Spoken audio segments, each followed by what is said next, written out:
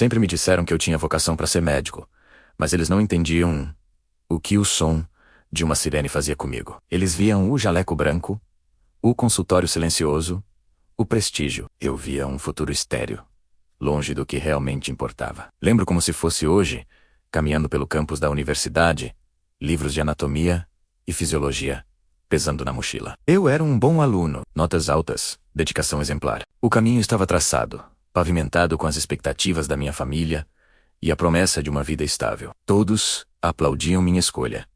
Diziam que eu tinha nascido para curar, para salvar vidas.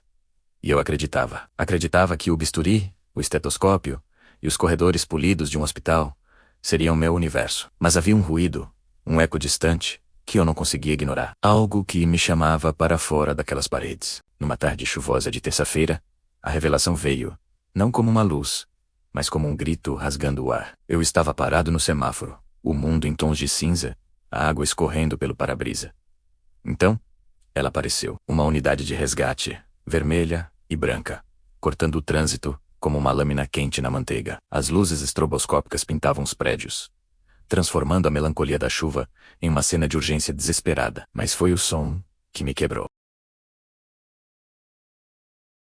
Não era um barulho irritante que interrompia a paz. Era um chamado.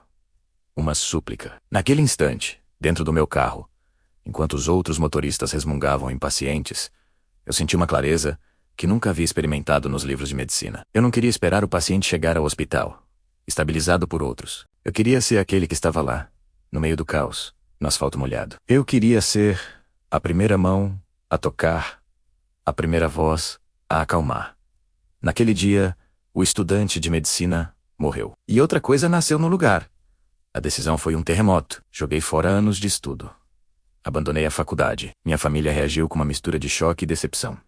"Você tá louco?" Meu pai gritou. Trocar uma carreira de doutor para ser motorista de ambulância, eles não entendiam. Para eles, era um rebaixamento. Um passo para trás. Para mim, era o único caminho possível. Eu não queria o silêncio.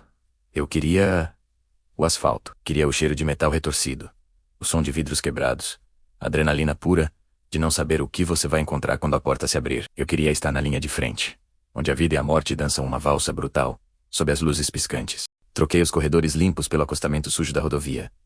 Troquei o jaleco engomado pelo macacão manchado. E pela primeira vez na vida, senti que estava exatamente onde deveria estar. O treinamento foi intenso, mas cada procedimento, cada simulação, apenas confirmava minha escolha. Eu estava indo para a guerra. E a sirene era meu grito de batalha. Corta para 15 anos depois. O brilho nos olhos deu lugar a olheiras profundas e permanentes. A empolgação inicial foi corroída pela realidade implacável do sistema.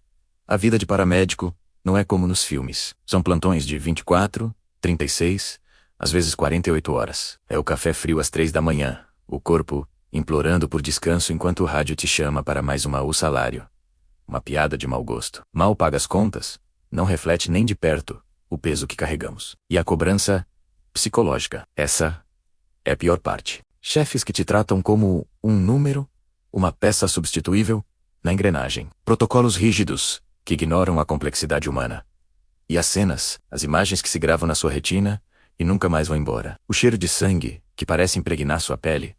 Não importa quantos banhos você tome. O rosto de uma mãe que acabou de perder um filho. O silêncio dentro de um carro após uma colisão fatal. Você aprende a construir muros ao redor do seu coração para sobreviver. Mas a cada chamado, uma nova rachadura aparece. O sistema não te apoia, ele te esmaga. Ele te usa até não sobrar nada.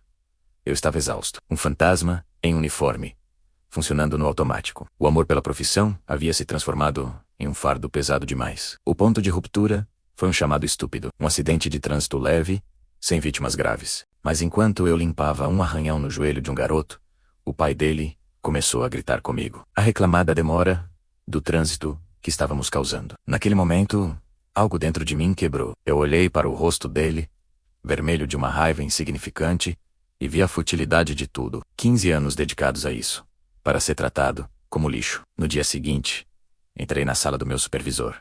Não houve discussão, não houve drama, apenas um cansaço infinito. Joguei meu crachá e meu rádio sobre a mesa. "Chega", eu disse. A voz mal saiu.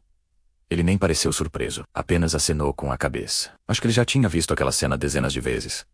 Saí da base sentindo um alívio imenso. Finalmente, a paz. Finalmente, o silêncio. Eu estava livre. Pelo menos, era o que eu pensava. Os primeiros meses foram uma névoa. Eu dormi.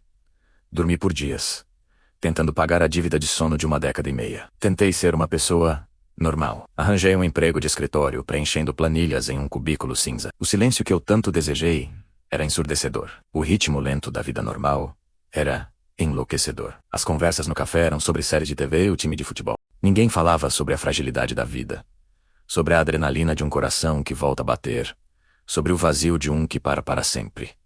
Eu me sentia um estrangeiro em terra estranha, um soldado que voltou da guerra e não consegue se adaptar à paz. A vida perdeu a cor. Tudo era berre. Eu andava pelas ruas e via o mundo com outros olhos. Via os perigos potenciais, as rotas de fuga, os locais prováveis de acidentes. Eu era um fantasma assombrado pelos ecos das sirenes. O vazio não era paz. Era ausência de propósito. Eu havia saído da ambulância, mas minha alma ainda estava lá dentro. Até que ontem, tudo mudou. Eu estava parado no sinal vermelho, perdido nos meus pensamentos cinzentos. Quando aconteceu, ouvi o som se aproximando.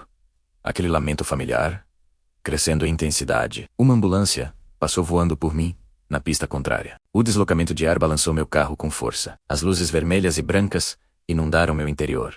E o som, aquele maldito som glorioso perfurou meu peito. Não foi um barulho, foi uma voz.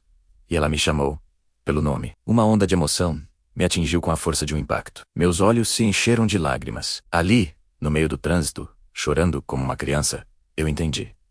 Eu não escolhi ser paramédico. Eu fui escolhido. Não é um emprego, não é uma carreira, é uma identidade, é uma maldição e uma bênção. Você pode tentar sair da emergência, pode tentar fugir do caos e do trauma, mas a emergência nunca, jamais, sai de você. Ela vive na sua corrente sanguínea. Amanhã, eu volto para o plantão.